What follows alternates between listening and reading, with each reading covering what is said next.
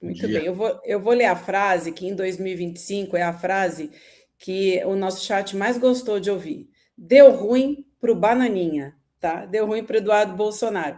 É que um dia após cassar o mandato do deputado, a Câmara cancelou também, na sexta-feira, o passaporte diplomático de Eduardo Bolsonaro. A medida seguiu o que determina o regulamento interno da casa. Em manifestação nas redes sociais, o ex-deputado afirmou que a decisão tem como objetivo dificultar a sua permanência no exterior. A gente tem até aqui o documento da decisão.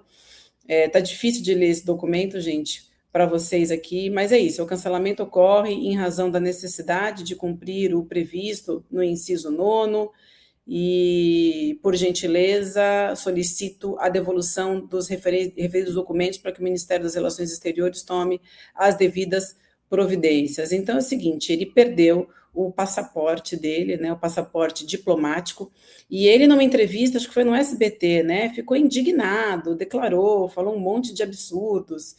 Enfim, quero te ouvir sobre essa decisão e principalmente sobre a reação dele, porque ele ficou bem chateado, para não dizer outra coisa, não? Isso mesmo, Vivi. A situação do ex-deputado está cada vez mais difícil, né? Esse é um ato automático, o cancelamento do passaporte diplomático, que é um passaporte especial, né, que facilita a entrada em outros países. É um passaporte para membros do governo e autoridades diplomáticas, né? E Eduardo Bolsonaro está nos Estados Unidos desde fevereiro, né? Se mudou para lá com os dois filhos e a mulher, está morando no Texas e fazendo todo um trabalho junto com aquele empresário Paulo Figueiredo, neto do ditador Figueiredo, o último general, né, do regime militar. Todo um trabalho para atrapalhar o processo de julgamento do pai dele aqui no Brasil, intimidar a autoridade do Tribunal Federal. Ele virou até réu agora, né, numa ação penal por coação de processo. Ele afirmou na entrevista ao SBT que ele tem outros meios, né? Porque o cancelamento do passaporte impede, por exemplo, que ele viaje para fora dos Estados Unidos, né? Com facilidade. Ele afirma que vai tentar um passaporte de apátrida, o que não é possível porque o Eduardo Bolsonaro não perdeu a nacionalidade brasileira, né? Ele continua sendo um cidadão brasileiro. Então, já essa medida, né, que ele afirma que vai adotar, não é válida, não é possível, né? Ele também afirma que o passaporte comum dele foi cancelado pelo ministro Alexandre de Moraes, numa decisão secreta. Isso não está confirmado, não há confirmação disso.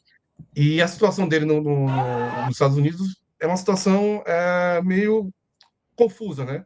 Porque ao mesmo tempo que ele ainda tem, né, proximidade com membros do governo americano, principalmente o secretário de Estado Marco Rubio, ele não tem nesse momento visto permanente, né, nos Estados Unidos, nem visto de trabalho, nem concessão de asilo político, né? Então o quadro Bolsonaro está numa espécie de limbo agora diplomático nos Estados Unidos. Agora, Flávio, a questão dele é o seguinte, né? Também pensando na parte política, né? O Parece que ele já foi usado, essa laranja foi espremida até o final pelo governo dos Estados Unidos, né? Não me parece que o Eduardo tenha mais alguma função nos Estados Unidos que não seja ficar criando caos na política interna norte-americana. A gente viu que isso também impactou de algum modo a imagem do Donald Trump lá, porque se percebeu que para o consumidor dos Estados Unidos importa muito mais quanto vai custar o café no Starbucks, que tem uma ligação direta com as exportações brasileiras, do que se o governo do Brasil é militar, não é militar, é Lula, é Bolsonaro. Quer dizer, para quem conhece minimamente como funcionam as coisas fora do país, sabe que o Brasil é um não assunto, né, entre a população. As pessoas têm dificuldade até em apontar no mapa onde é o Brasil, isso já foi mostrado várias vezes. Você acha que o Eduardo tem uma chance, inclusive, de ser enxotado dos Estados Unidos nesse momento? Eu não duvido, né? Até porque Trump não é conhecido por ser uma pessoa leal, né, a ninguém, né? Eu acho que a situação do Eduardo Bolsonaro e até do ex-deputado federal Tomil Ramagem, também que foi cassado na semana passada, depende muito dessa conexão que ele tem com o secretário de Estado Marco Rubio, que é uma pessoa com um viés mais ideológico mesmo do que o próprio presidente americano, né? Então, a situação do Eduardo ela é muito complicada, porque é isso, como você falou, ele não tem mais bananas para vender, digamos assim, né? Ele, ele não tem mais função, a questão das medidas, das sanções já foi revogada pelo presidente americano, né? Como você mesmo disse. Então, o Eduardo está meio, eu repito, ele está meio num limbo, né? Assim, ele não vai ser candidato, né, da família, né? Se houver uma candidatura, será do Flávio Bolsonaro. Ele, se voltar para o Brasil, provavelmente ele será objeto de mandado de prisão expedido pelo STF. Então, o Eduardo está meio perdido, né? Assim, essa função e o seu poder de barganha está muito reduzido agora. O Demore, uma pena que o William não está aqui, né? Porque o William sempre fala aquilo, né? Foi o que entrou sem ter nada a perder e perder tudo, né? Não tem, e perdeu tudo, não tem mandato, não tem passaporte, não pode voltar para o Brasil, está sem trabalho. E isso tudo em quê? Em quantos meses, gente? Ele conseguiu fazer tudo isso em menos de 6 meses, não é isso? Ele chegou lá em fevereiro, em 10 meses, né? Fevereiro, em 10 meses. Talvez ele possa fritar hambúrguer, né? Em alguma como um imigrante legal, né? Já que, já que ele já tem experiência no assunto. Já que tem experiência, né? De fato, é um cara que fez uma aposta no tudo ou nada, né? Acreditou que realmente as coisas. Muita gente avalia que eles venderam também lá para o Marco Rubio a ideia de que a extrema-direita no Brasil era muito mais forte nas ruas do que parecia e compraram essa ideia, imaginando que se as coisas não andassem conforme os Estados Unidos queriam, ia ter algum tipo de manifestação gigantesca contra a prisão do Bolsonaro e que isso poderia ensejar até uma derrubada do governo do Brasil, do presidente Lula, mas isso, obviamente, a gente viu que não aconteceu. O Bolsonaro está preso, não tem absolutamente ninguém na frente da Polícia Federal em Brasília, então, de fato, o Eduardo Bolsonaro ficou sem armas nos Estados Unidos, né? Agora, é tentar entender também, Flávio, que a grande questão é o seguinte, como ele se sustenta lá, né? Porque sem salário, já em algumas entrevistas foi perguntado para ele se o pai dele tinha mandado aqueles 2 milhões de reais que o Bolsonaro em algum momento falou que mandou dinheiro para ele para lá. Depois, até uma entrevista que foi feita lá no podcast Inteligência Limitada, na qual eu participei, perguntei para o Eduardo Bolsonaro só para confirmar, o seu pai te mandou dinheiro? E quando ele foi responder, o Paulo Figueiredo, que estava na entrevista, cortou o Eduardo, falando, não responde isso, Eduardo.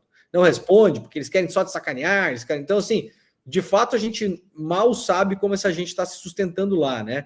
E aí, como você falou, né, Flávio? De fato, agora, sem esses passaportes, ele não pode nem se movimentar para países ali próximos, né? Quer dizer, vai ficar muito difícil ele, inclusive, se movimentar para fora dos Estados Unidos, né?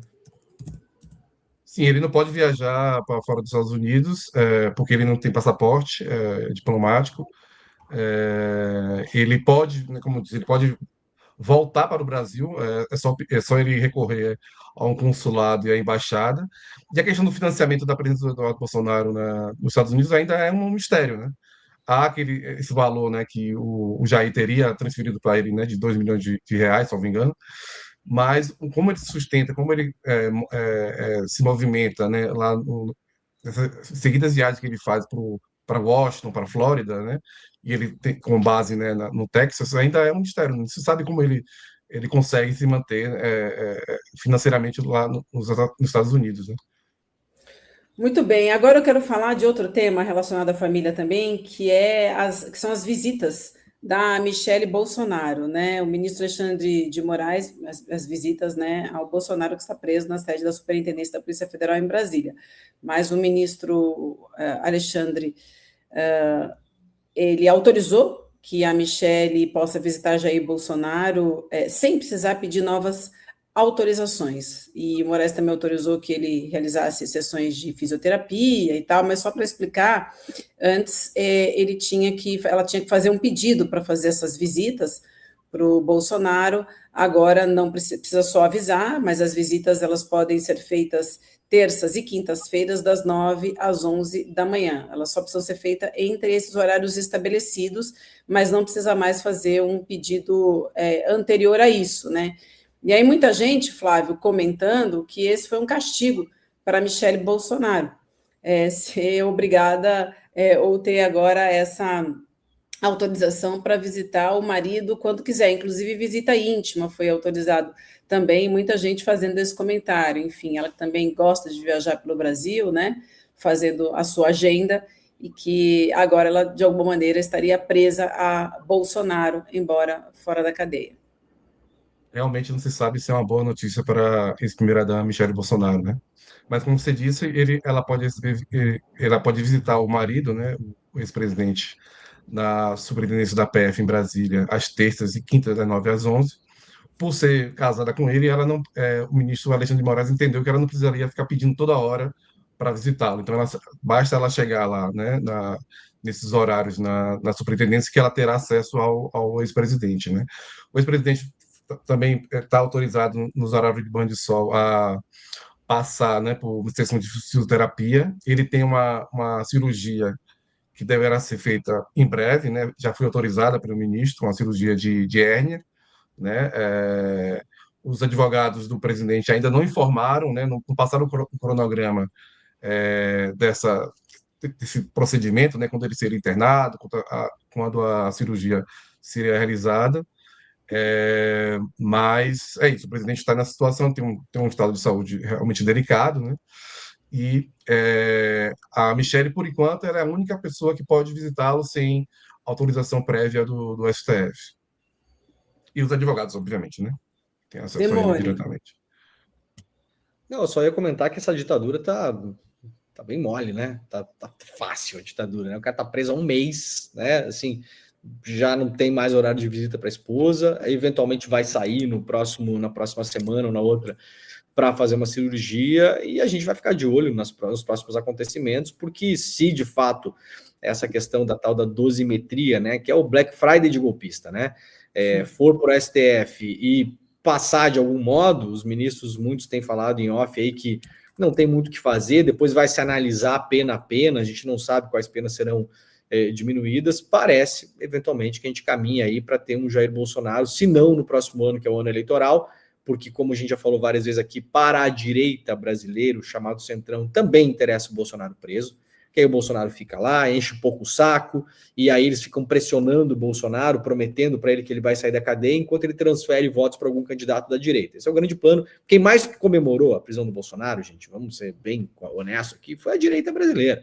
Quem comemorou a prisão do Bolsonaro foi Ciro Nogueira, foi Antônio Rueda, foi essa gente toda, né, que desejava o Bolsonaro longe da política, mas ainda transferindo votos. O grande poder de chantagem que essas pessoas têm contra o Bolsonaro é permitir que ele sonhe que ele vai ser solto, né? Então, assim, calma, a gente está dando um jeito. Primeiro vamos passar a dosimetria, depois já vamos fazer um acordo com o Supremo, lá vamos tentar dar uma diminuída na sua pena, a anistia, soltar você de uma hora para outra não dá, mas vai dar certo, dá uma segurada aí, você vai ficar pouco tempo preso. Eu imagino que esse pouco tempo comporte ele ficar preso no ano que vem, que é ano eleitoral, né? Se for essa a estratégia, eu não me surpreenderia que o Bolsonaro, seja lá o governo que for eleito no ano que vem, seja solto daqui a um ano. Não me surpreende se ele estiver em casa numa domiciliar daqui a um ano, talvez até no ano que vem, mas eu acho que nem a direita quer ele solto